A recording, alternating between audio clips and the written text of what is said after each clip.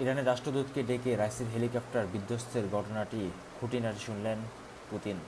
Moscow নিয়োজিত ইরানের রাষ্ট্রদূত কাজেম জালালিকে ক্রেমলিনে ডেকে নিয়ে প্রেসিডেন্ট ইব্রাহিম রাইসির হেলিকপ্টার বিধ্বস্তের ঘটনা বিস্তারিত শুনেছেন রাশিয়ার প্রেসিডেন্ট ভ্লাদিমির পুতিন।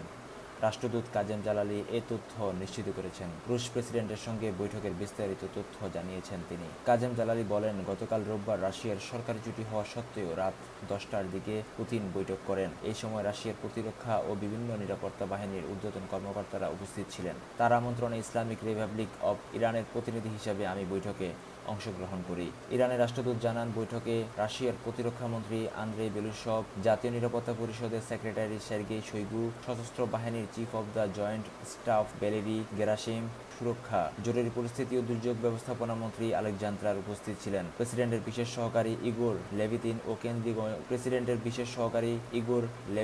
ও কেন্দ্রীয় গোয়েন্দা সংস্থার এক জ্যেষ্ঠ কর্মকর্তা উপস্থিত ছিলেন। কাজেম জালালি বলেন, বৈঠকে শুরুতেই পুতিন আমাকে বলেন, ইরানের প্রেসিডেন্টের হেলিকপ্টার দুর্ঘটনায় আমরা খুবই মর্মাহত। এ বিষয়ে সহযোগিতার জন্য যা দরকার হবে তা আমরা করব। এই ঘটনায় আমরা খুবই উদ্বিগ্ন ও বিচলিত। যা কিছু প্রয়োজন তার জন্য আমরা প্রস্তুত আছি। এই বার্তা ইসলামিক রেভলিউশনের সর্বোচ্চ নেতার কাছে পাঠানোর বিষয়ে আমাকে নিশ্চিত করুন।